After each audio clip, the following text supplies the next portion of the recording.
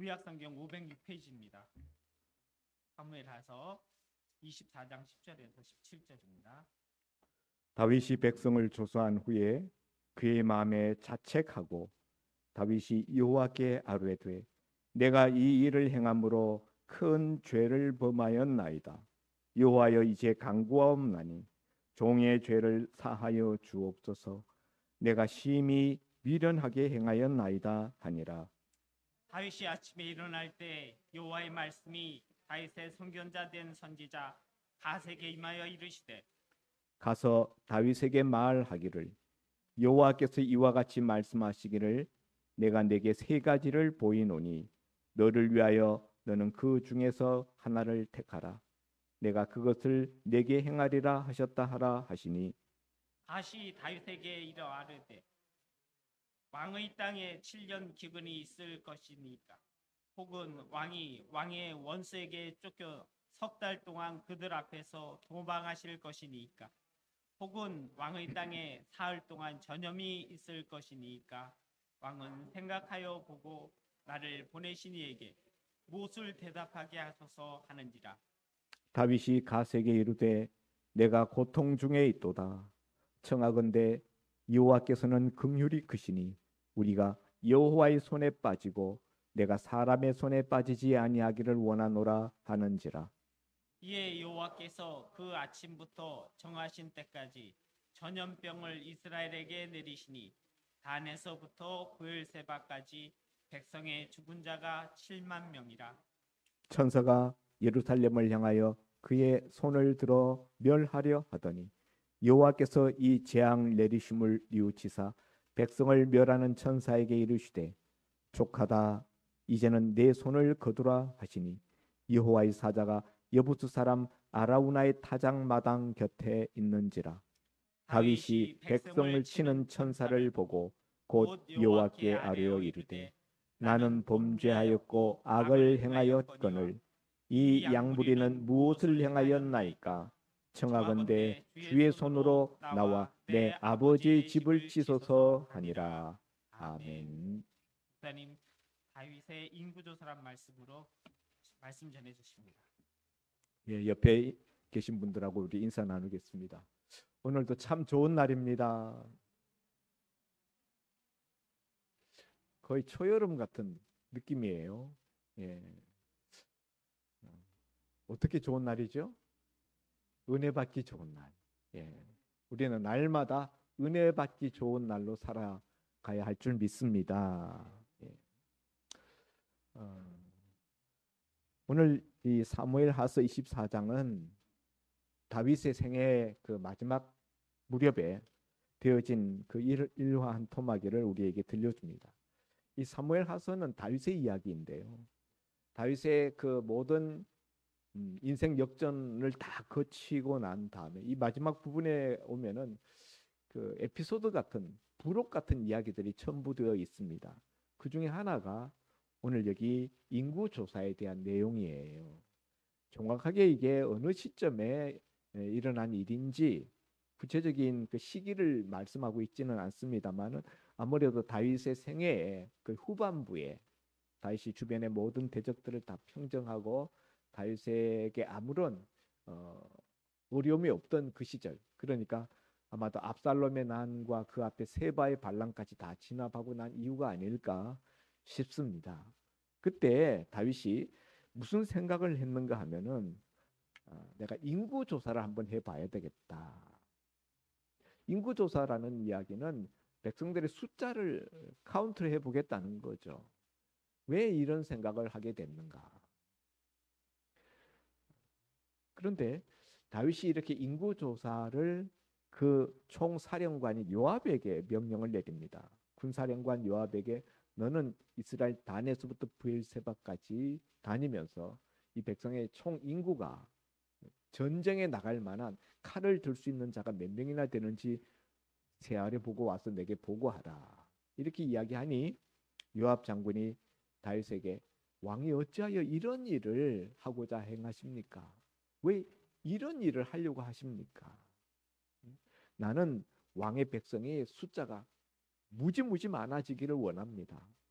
그렇지만은 이 일을 통하여 이스라엘 백성에게 죄를 범하는 것이 될까 두렵습니다. 이렇게 다윗 왕에게 진언을 합니다. 그래서 다윗 왕이 그런 그 요압의 그 말을 듣지 아니하고 요압을 재촉합니다. 내가 하라고 했지. 내가 명령 내렸어. 넌 그냥 하기만 하면 돼. 이런 식으로 요압을 몰아붙이니까 요압을 재촉했다. 이 동일한 기사가 역대상 21장에 있어요. 똑같은 이야기가 나오는데 거기서 보면은 다윗 왕이 요압을 재촉했다. 빨리 가라. 밀어붙였다는 거죠. 요압이 하는 수 없이 이스라엘 단에서부터 브엘세바까지, 백두에서부터 할라까지 전 백성들의 인구를 조사해 가지고 옵니다. 그런데 요압이 다윗의 이 명령이 마음에 들지 않아 가지고 레위 지파하고 베냐민 지파의 인구는 숫자를 헤아리지 않고 옵니다. 어차피 레위 지파는 전쟁에 나갈 수 없는 사람들이니까 뺐다 치고, 그 다음에 베냐민 지파 숫자가 얼마 안 된다. 제일 숫자가 적은 지파니까 그래서 그냥 빼버린 것 같아요. 어쨌든 요압은 다윗 왕의 이 명령에 대하여서 충실하게 인구 조사를 하지는 않았다. 왕이 왜 쓸데없이 이런 일을 벌이는가, 이런 생각을 가지고 왕의 명령을 수행했다는 거죠. 그런데 오늘 여기 이제 3절에 보면은 내 주 왕은 어찌하여 이런 일을 기뻐하시나이까 하되 4절에 왕의 명령이 요압과 군대 사령관을 재촉한지라. 요압과 그 수행하는 장수 장군들이 있었는데 그들에게 명령을 내려 서둘러서 조사하라고 압박을 넣은 것이죠. 그래서 요압이 인구 조사를 다 하고 돌아옵니다. 그런데 24장 10절에 보면은 다윗이 그 백성을 조사한 후에 그의 마음에 자책하고 다윗이 여호와께 아뢰되 내가 이 일을 행함으로 큰 죄를 범하였나이다. 여호와의 이제 간구하옵나니 종의 죄를 사하여 주옵소서. 내가 심히 미련하게 행하였습니다. 이렇게 하나님 앞에 구하는 것을 봅니다. 인구 조사가 진행되는 그 와중에 다윗이 마음속에 내가 안 할 일을 벌였구나. 그런 그 마음에 자책이 왔다는 거예요. 그리고는 하나님 앞에 그가 회개의 기도를 드립니다. 내가 심히 미련하게 행하였습니다. 구하옵나니 나의 큰 죄를 이제 용서하여 주옵소서. 이렇게 하나님 앞에 기도드렸다는 것입니다. 그러자 하나님이 갓 선지자를 보내어서 다윗에게 3가지 중에 하나를 선택해라 라고 명령을 내리십니다. 하나님의 3가지, 그건 징계인데요. 3가지 징계 중에 하나를 네가 골라라.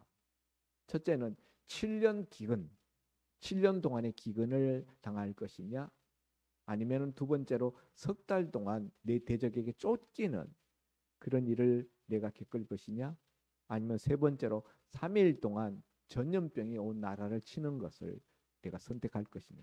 3가지 중에 한 가지를 선택해라. 그렇게 하나님의 명령이 내리니 이 다윗이 내가 곤욕에 빠졌다. 어느 걸 선택해도 참 너무나 참담한 선택인 것이죠. 그래서 다윗이 나는 사람의 손이 아니라 여호와의 손에 빠지기를 원하노라 하고 기간이 제일 짧은 3일 전염병을 선택하게 됩니다. 그런데 이 일로 말미암아 온 이스라엘 땅에 7만 명의 백성들이 희생을 당했다. 전염병으로 죽어나간 희생된 백성의 숫자가 7만 명이나 되었다라는 기사예요. 그런데 이 동일 기사를 짓고 있는 역대상 21장 7절에 보면은 하나님이 이 일을 괘씸히 여기사 이스라엘을 치셨다. 이렇게 돼 있어요. 다윗이 인구 조사하려고 했던 것을 하나님이 괘씸하게 여겼다는 거예요. 그래서 이스라엘을 치셨다. 인구 조사가 뭐가 잘못되었다고 하나님이 괘씸히 여깁니까? 또 다윗은 이것이 무슨 또 죄가 된다고 하나님 앞에 자책을 받고 내가 큰 죄를 범하였고 심히 미련하게 행하였습니다라고 하나님 앞에 토로하는가 하는 것이죠. 인구조사 과거에 이스라엘에서 한 적이 없을까요? 두 번이나 있었어요. 모세가 출애굽하고 난 다음에 시내산 밑에 왔을 때 거기서 인구조사 한 번 했고 40년 39년 뒤에 모압 평지에 이르러서 이제 가나안 땅 진입을 앞두고 그 모압 평지에서 또 다시 한번 인구조사를 합니다. 민수기라는 성경에 나오는 책, 그것이 바로 백성의 숫자를 세알린다. 인구조사한 내용을 기록하고 있는 책이다. 그래서 민수기, 백성민자 숫자를 센다라는 그런 의미에서 책 이름을 민수기라고 지었어요. 과거에 구약시대 때 그렇게 두 번씩이나 인구조사 했었지만은 아무 일도 없었어요. 아무 재앙도 없었고 하나님이 이에 대해서 뭐 괘씸히 여기지도 않았습니다.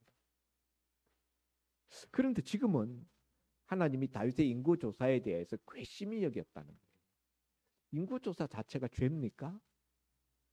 인구조사 자체는 죄가 아니에요. 과거에도 인구조사 했으니까. 그래도 아무 일도 없었는데 지금 왜 다윗에게 와서 다윗 시대에 다윗이 인구조사한 것에 대하여서는 하나님이 마치 죄인 것처럼 괘씸히 여기시고 그것을 치시고 다윗 또한 내가 여호와 앞에 큰 죄를 범하였다고 이렇게 고백하는 것일까? 무엇 때문에? 이유는 딱 하나예요. 인구조사한 행위 때문이 아니라 그 인구조사 하려고 하는 그 속 마음 동기 때문에. 다윗이 그 왕정 말기에 아마 그 말기라고 생각되어집니다. 다윗의 나라가 승승장구하고 주변 모든 대적들이 다 다윗에게 복속되었고 조공을 바치고 다윗의 최전성기입니다. 가장 잘 나갈 때. 그때 이런 생각을 한 거예요. 내가 다스리는 이 백성들의 숫자가 얼마나 되는지, 군사로 모집할 수 있는 숫자가 얼마나 되는지 한번 내가 세어봐야 되겠다. 왜 그런 생각을 했을까요? 무슨 마음으로 그런 생각을 할까요? 지금 자신이 잘 나간다는 거. 자신이 지금 얼마나 잘 됐는지 그걸 스스로 만끽하고 싶고 그것을 한번 자세를 한번 해보고 싶은 거죠. 자랑해보고 싶은 거죠. 그런 그 마음속에 다윗의 인구조사 한번 해봐야 되겠다라는 마음의 동기는 뭐냐? 교만한 마음이에요. 하나님이 왜 이 인구조사에 대하여서 괘씸히 여기셨는가? 인구조사 자체는 죄가 아니라고 그랬어요. 그런데 인구조사하고자 하는 그 마음속 동기가 잘못됐다는 거예요. 자기 자랑하고 싶은. 내가 얼마나 잘 나가는지. 거기에서 다윗의 마음은 과거에 하나님 의지하던 옛 다윗이 왕정 초기 때 하나님의 언약궤를 예루살렘 도성으로 메어오던 그때의 다윗이 아닌 거예요. 이방 민족과의 싸움에서 마차 전투하는 전마들을 획득한 다음에 말의 힘줄을 끊던 그 말은 오늘날로 칠 것 같으면 탱크와 같은 그 당시에는 아주 유력한 무기 수단인데 그 말의 힘줄을 끊어서 영도 폐기 처분하는 거예요. 말의 힘줄을 끊으면 말은 더 이상 그건 무용지물입니다. 왜 그렇게 했습니까? 하나님이 왕 될 자의 규례에 대하여서 너는 말을 많이 두지 말라. 아내를 많이 두지 마라. 자기를 위하여 은금을 많이 모으지 말라. 이 세 가지 규례를 주셨던 그 왕의 규례를 지키기 위해서 적군의 말들을 사로잡아 가지고는 말의 힘줄을 끊어버렸다. 얼마나 유력한 전쟁의 수단인데 그 말이 있으면 자신들이 전투하는 일에 얼마나 유익하게 쓰임 받을 수 있을 텐데 나는 무기에 의존하지 않겠다는 거예요. 블레셋에서 거인 장수 골리앗 앞에 싸우러 나갈 때 너는 칼과 창과 단창으로 내게 나오거니와 나는 내가 모욕하는 이스라엘의 하나님 만군의 여호와의 이름으로 내게 나가노라. 칼과 창을 의지하지 않고 나는 하나님 의지하겠다라는 마음으로 말의 힘줄을 끊고 물맷돌 들고 골리앗 앞으로 나갔던 그 다윗.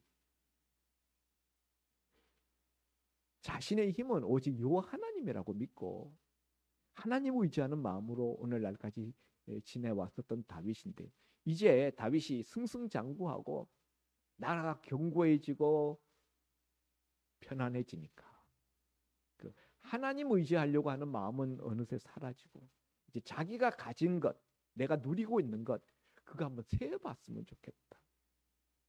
그거 한번 자랑하고 싶은 거예요.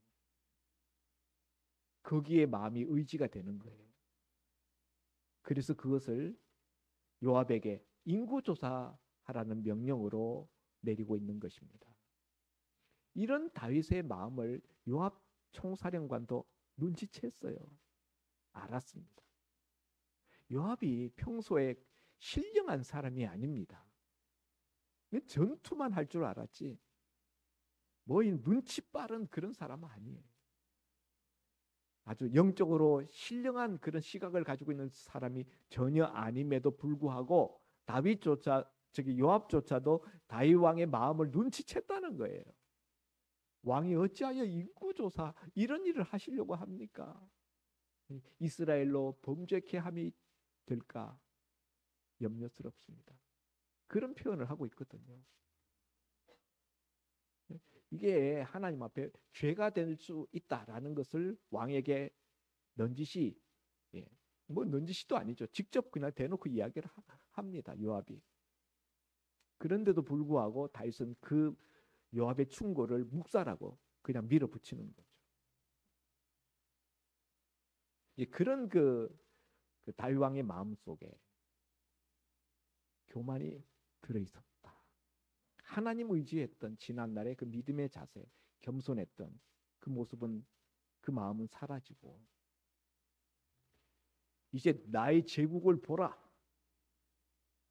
내가 동원할 수 있는 군사들의 숫자를 보라. 오늘 여기 보면은 80만에다가 이스라엘과 유다, 이스라엘 80만, 유다 지파 50만, 130만 명이에요. 우리나라 지금 5천만 인구에 국군이 50만입니다. 그런데 그 당시에 군사의 숫자가 130만이라니까 우리나라 2배 반 됩니다. 대단한 병력이죠. 다윗이 자랑해보고 싶었을 만도 하다. 그 군사 숫자가 어마어마했다는. 그러나 하나님은 이런 다윗의 모습을 보시고 괘씸히 여기셨다. 괘씸히 여기셨다. 여기서 우리가 깨닫게 되는 것은 우리가 무슨 행위를 한다는 것 자체보다 더 중요한 것은 하나님은 왜 그런 행위를 하려고 하는지 그 동기를 보신다는 거예요. 여러분, 왜 예수를 믿으려고 하십니까? 왜 예배를 드리려고 하십니까? 왜 교회에서 봉사를 하시려고 합니까? 왜 기도를 하십니까? 동기. 가장 중요한 것은 그 행위보다 동기가 중요하다. 그 동기가 하나님의 마음에 들어야 된다. 그 동기 속에 하나님이 기뻐하시지 아니하는 오늘 이 다윗에게서 볼 수 있는 것과 같은 이런 그 교만, 자기를 나타내고 자기를 자세하고 싶고 자기를 의지하려고 하는 이런 어떤 마음이 있다면은 그 행위의 죄됨 여부와 무관하게 그 전혀 죄가 되는 일이 아니라 할지라도 하나님 기뻐하시지 않는다는 거예요. 오히려 괘씸히 여길 수 있다. 그런 점에서 신앙 하나님은 우리 행동도 보시지만은 하나님 우리 속 마음 중심을 보시는 하나님이시다. 내 마음 중심이 어떠한가? 그것을 우리가 신경 써야 된다 하는 거죠. 두 번째로 우리가 생각할 수 있는 것은 요압이 충고했는데도 불구하고 다윗이 그 말을 전혀 일고의 가치도 없이 그냥 싹 잘라버리고 자기 고집대로 밀어붙입니다. 군 최고 사령관이지만은 왕 앞에서는 아무것도 아닌 거죠. 여기서 우리는 다윗이 가지고 있는 절대 권력을 봅니다. 근데 여러분, 절대 권력은 절대로 부패한다라는 말이 있죠. 백지수표를 위임한 것과 같은 권력을 가지고 있는 것은 불행한 일이에요. 오늘 다윗은 어떤 사람의 충고도 받아들일 만한 마음의 준비가 되어 있지 않는 교만한 자리에 그 마음이 올라가 있었어요. 자기 생각이 최고인 거예요. 내가 왕인데 내가 하고 싶으면 내가 하라고 그랬지 빨리 해. 하기나 해. 요압. 바로 그런 그 독선적인 자기의 권력욕에 취해 있는 이것은 매우 위험한 자리에 서 있는 것이다 라는 거예요.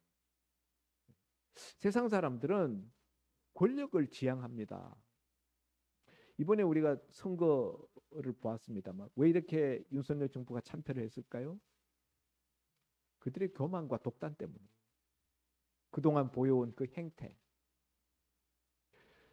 그 다 백성들의 눈에 다 보이잖아요. 다 보잖아요. 하나님 눈에도 우리 마음속에 교만이 다 보입니다. 우리 동기가 다 보입니다. 내가 마음대로 할 수 있다는 것을 우리는 굉장히 그걸 자랑스러워하고 내가 출세하고 성공한 어떤 증거로 우리가 생각하지만은 힘이 있다는 것, 절대적인 힘을 가지고 있다는 것은 매우 위험한 자리에 서 있다는 것을 의미하는 것입니다. 누구의 말도 받아들이지 않을 수 있는 그런 위치에 자기 마음대로 행할 수 있다는 것은 심지어 다윗 같은 경건한 사람조차도 그런 자리에서는 실패하게 되는 지혜로운 하나님이 기뻐하시는 선택을 할 수 없게 되는 그런 자리에 굴러 떨어진다. 다윗 같은 사람도 그런데 우리는 더 말할 나위가 없는 거예요. 그러니까 여러분 우리 마음이 이렇게 높아져서 누구의 충고도 누구의 간언도 듣지 못하는 상태에 이른다는 것은 나를 죽음의 입구로 몰고 가는 거예요. 가끔 보면은 대형교회 목사님들 이렇게 보면요. 거의 교주화되어 있어요. 교인들이 그 목사님을 하나님 다음 그렇게 생각하는 경향이 있어요. 굉장히 사실은 자신에게 위험한 겁니다. 교인들을 타락시키는 것일 뿐만 아니라 자기에게 위험한 거예요. 우리 장로교회는 당회 정치를 합니다.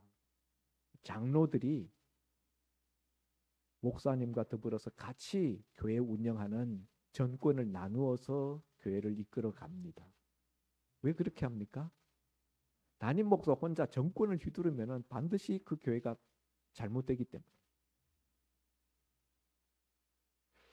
그런데 가끔 보면은 카리스마 목사님의 개인적인 카리스마를 가지고 교회를 크게 부흥시킨 교회에서 경우에 보면은 목사님이 거의 완전 1인 독재하다시피 해요. 그 교회 당회가 있건 말건 목사님 혼자 마음대로 주무릅니다. 굉장히 비성경적이고 굉장히 좋지 못한 위험한 자리에 올라가 있는 것이다.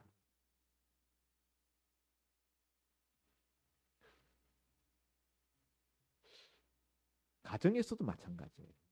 가장이 또 회사에서도 회사 사장이 누구의 말도 듣지 않는 자기 독단으로 모든 것을 그냥 좌지우지하고 누구의 말도 안 들어온다. 누가 뭔가 나를 위해서 이야기해주는 충고가 있는데 그 말 안 들어온다. 그 사람 굉장히 위험한 상태에 있다라는 것을 알아야 돼요. 누구의 말, 누구의 충고도 듣지 않아도 완벽하게 행할 수 있다라는 사람은 이 땅에 아무도 없어요. 그래서 우리는 주변 사람들의 충고를 충분히 들을 수 있는 마음의 높이가 낮춰져 있어야 된다. 산꼭대기에 마음이 올라가 있으면요, 그 다음 떨어질 일밖에 없어요. 오늘 이것이 하나님이 다윗을 보고 괘씸하게 여긴 이유입니다. 그 마음을 보시는 거예요. 그리고 이렇게 마음이 교만해진 사람들의 특징은 고집이 세다. 그 고집을 꺾지 않는다. 그 요압이 충고했지만 안 듣고 막 밀어붙여요. 그런데 그럼에도 불구하고 다윗이 하나님의 마음에 합한 자라라는 이런 하나님의 인정을 받게 된 이유는 오늘 10절에 있는 말씀 때문입니다. 10절에 보면은 다윗이 백성을 조사한 후에 그의 마음이 자책하고, 백성을 조사한 다음에 다윗의 마음이 자책했대요. 스스로 자책을 받았다는 거예요. 뒤늦게 요압의 충고를 무시하고 막 밀어붙여서 다윗 마음대로 독단을 행했습니다마는 지나고 난 다음에, 시간이 지난 다음에 요압의 말도 생각해보고 자기 스스로 자기의 내린 명령과 자기 마음 그 상태를 가만히 생각해 보니까, 아하, 내가 내 마음속에 교만이 일어났구나. 내가 교만이 행했구나. 이걸 깨달은 거예요. 그래서 그 마음속에서 자책이 일어났다는 거예요. 아, 내가 안 할 일을 벌였네. 하지 말아야 할 짓을 내가 했네. 하나님 앞에 내가 죄를 지었네. 그걸 마음의 자책을 느끼고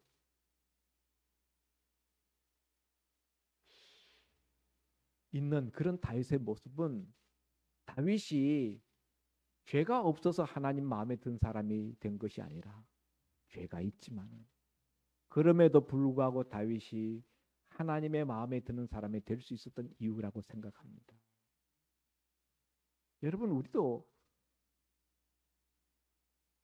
죄인이기 때문에 죄를 짓습니다. 이런저런 죄를 짓습니다.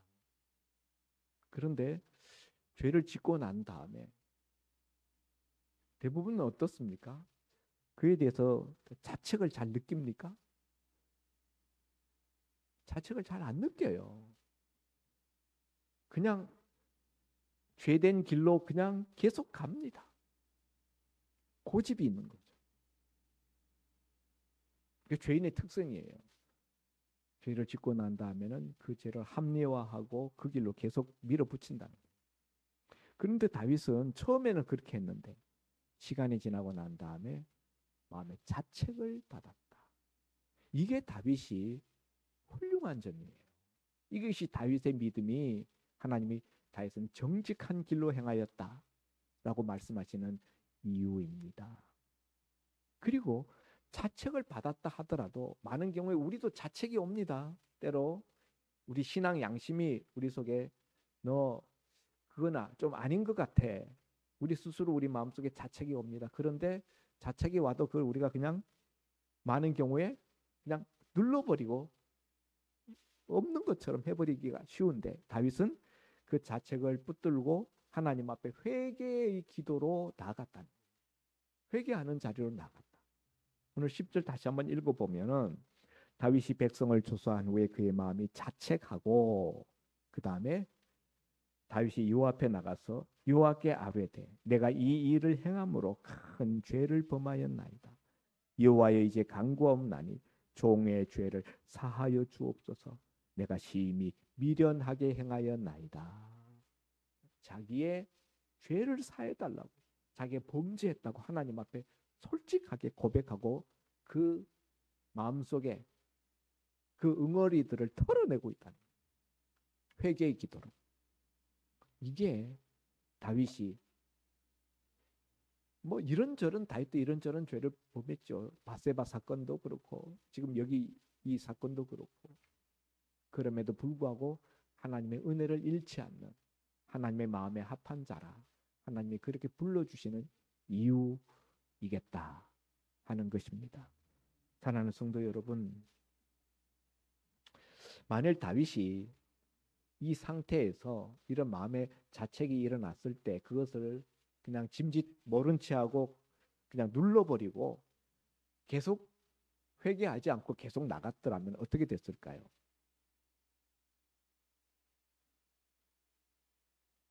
하나님의 짓누르는 손, 하나님의 치시는 손이 임하게 되는 것이죠.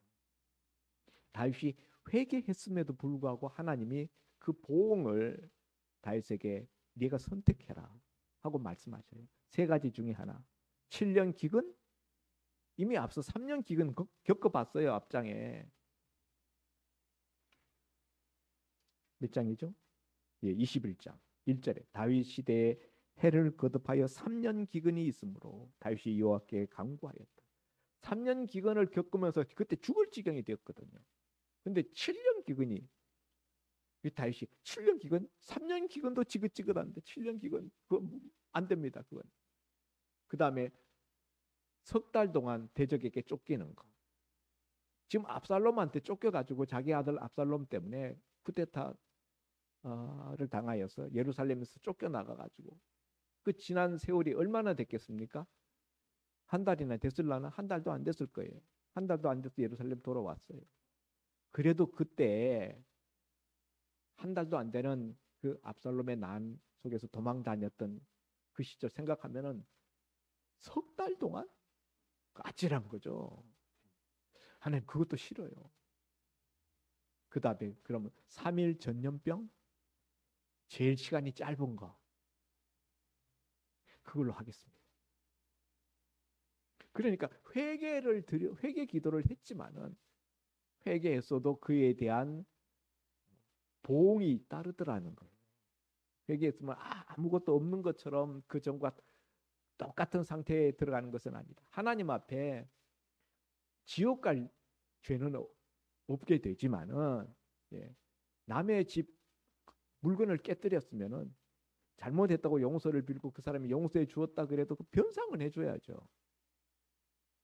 내가 감당할 몫이 생긴다. 그래서 다윗은 3일 전염병을 선택하게 됩니다. 참 저는 이 부분도 보면은 다윗은 하나님의 손에 빠지겠다고 하면서 이 3일 전염병을 선택해요. 그런데 하나님의 손에 빠지지 않는 것이 뭡니까? 7년 기근은 하나님의 손 아닙니까? 석 달 동안 쫓겨다니는 거 그 하나님의 손이 치시는 징계 아닙니까? 제가 볼 때는 다 하나님의 손이에요. 다 하나님의 징계의 손 안에 들어가는 겁니다. 여러분 같으면 셋 중에 어느 걸 선택했을 것 같습니까? 이렇게 다윗이 3일 전염병을 선택해서 백성 7만 명이 죽었어요. 3일 전염병이 3일 가지도 못했습니다. 마지막 날 예루살렘을 치려고 할 때 하나님이 됐다 이제 그만해라. 예루살렘에만큼은 하나님이 그 심판 전염병이 들어가지 않도록 막아주십니다. 그러니까 한 이틀 정도 전염병으로 인해서 7만 명이 죽었어요.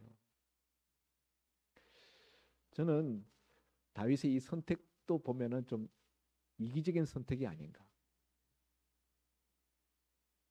7년 기근을 당하게 되면 누가 죽습니까? 왕은 안 죽어요. 백성들이 굶어 죽죠. 사흘 전염병으로 누가 죽었습니까? 백성 7만 명이 죽었지 다윗은 전염병 걸리지도 않았습니다. 다윗이 정말 정직하게 자기 죄를 자기가 책임지겠다. 나중에 보면 7만 명 죽고 난 다음에 다윗이 뭐라고 하는가 하면은 예루살렘을 치는 그 이제 죽음의 사자가 서 있는 것을 보고 하나님 앞에 기도하기를 내가 죄를 범했는데 왜 백성을 죽이십니까? 하나님 죽이시려면 저를 죽이십시오. 이렇게 이야기하거든요. 나는 그 말이 좀 어폐가 있지 않나. 정말 자기가 정직하게 백성 자기 죄를 자기가 당하겠다라는 마음이 있으면은 저 석 달 동안 도망 다니는 거. 도망 누가 다닙니까? 백성이 다니는 게 아니고 자기가 다니는 거예요. 정말 자기 죄로 인한 값을 자신이 받겠다면은 석 달 동안 대적에게 쫓겨 도망 다니는, 자기가 고난 당하는 그것을 선택해야 하지. 근데 제일 짧은 거, 하나님의 손에 빠지겠다고 하면서 제일 짧은 3일 온역을 선택해서 결국 백성 7만 명이 죽었다. 이 다윗이 엉뚱한 짓을 벌여가지고 인구조사해서 군사 몇 명이나 되는지 한번 알아보겠다. 그거 알아보다가 백성 7만 명이 희생된 거예요. 그러니까 지도자의 그 몫이 얼마나 큰가. 지도자가 잘하면 백성들이 그로 인해서 은혜를 누리게 되는데, 지도자가 잘못하면 그로 인해서 백성들이 파탄에 떨어지게 된다.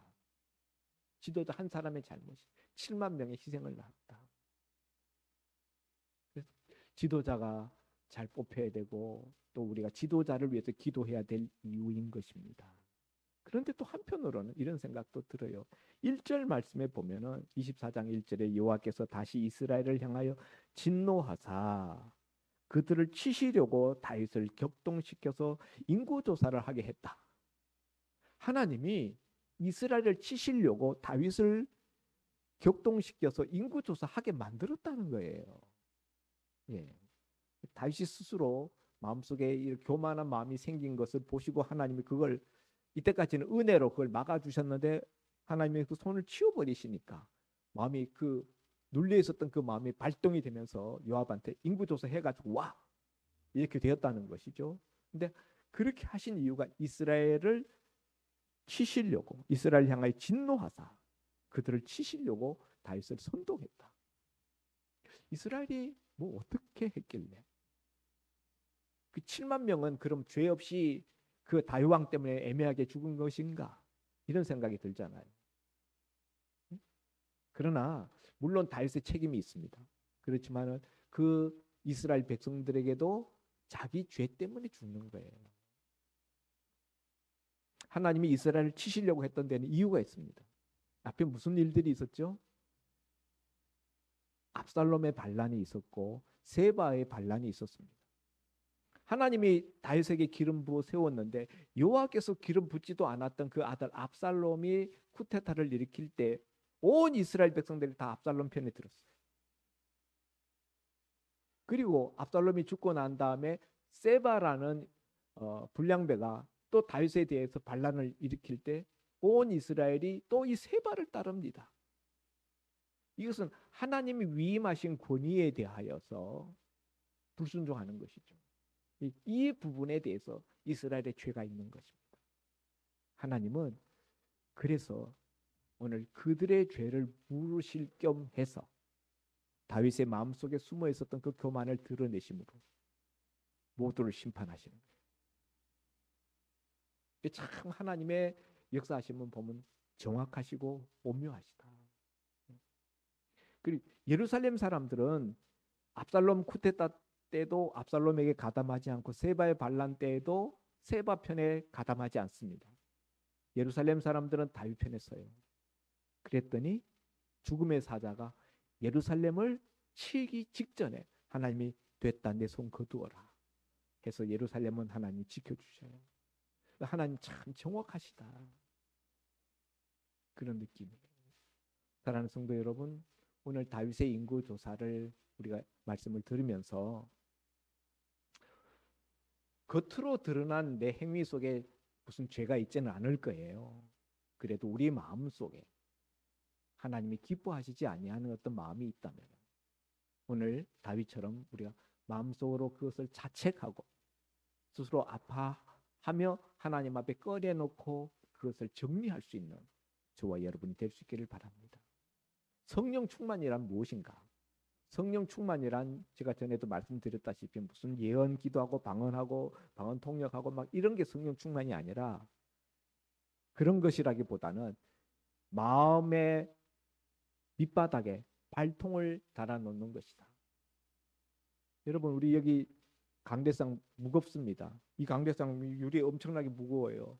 그런데도 밑에 이 발통이 달려 있어요. 그래서 밀면 둘둘둘둘 밀려 다닙니다. 이거 그냥 옮기려면 이거 도저히 못 옮겨요. 발통이 있기 때문에.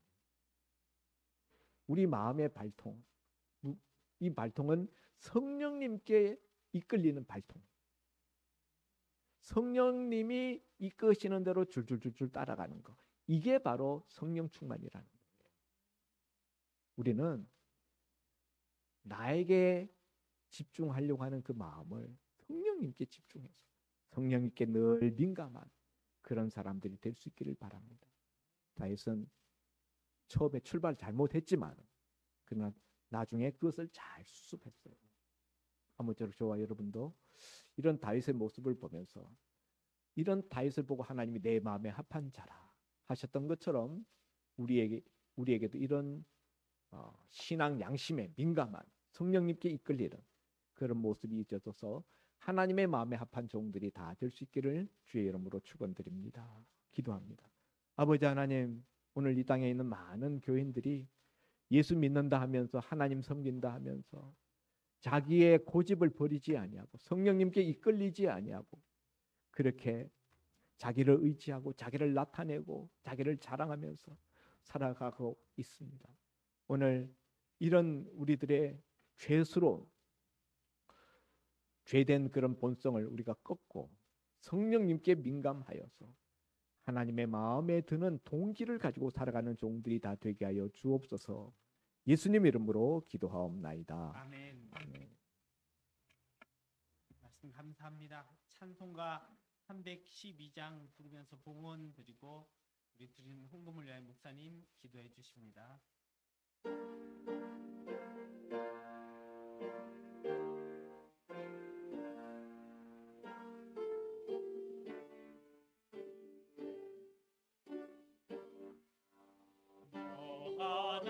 하나님께 이끌리려 일평생 주만 바라면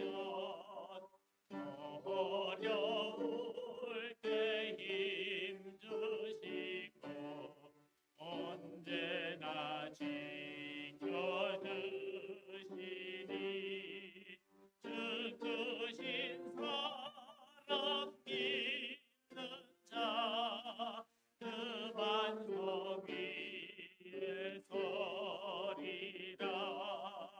못 설레는 맘 가다듬고 이 맘 등기라리면서 은혜로신 주의 뜻과 사랑에 만족하여라.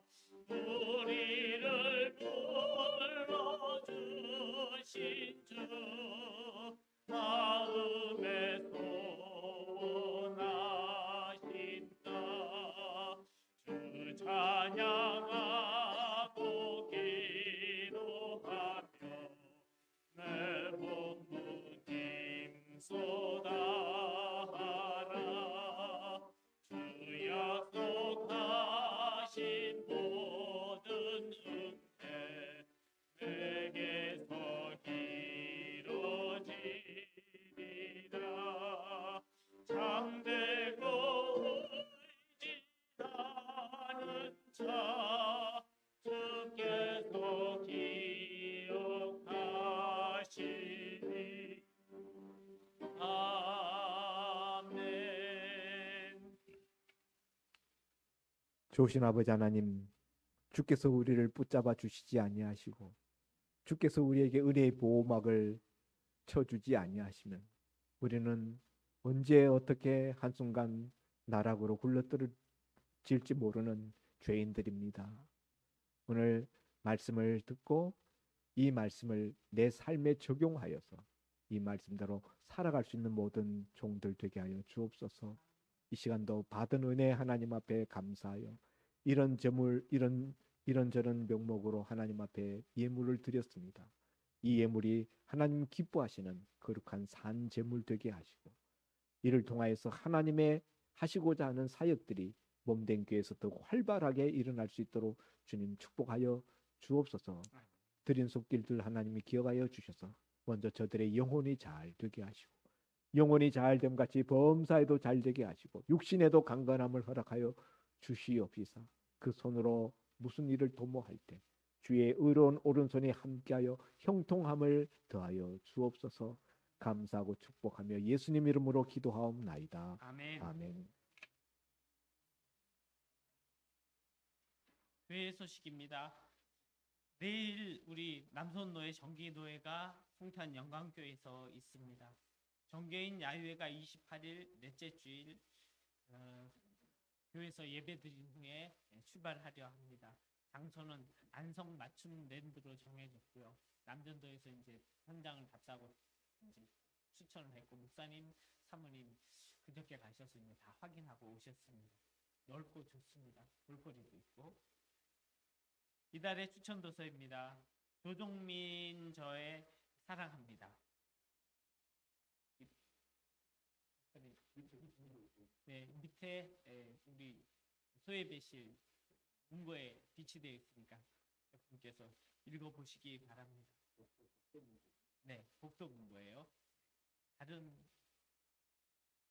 다 같이 일어나셔서 찬송가 518장 1정 송영 부른 후에 임진호 목사님 축도로 오늘 주일 예배를 마칩니다.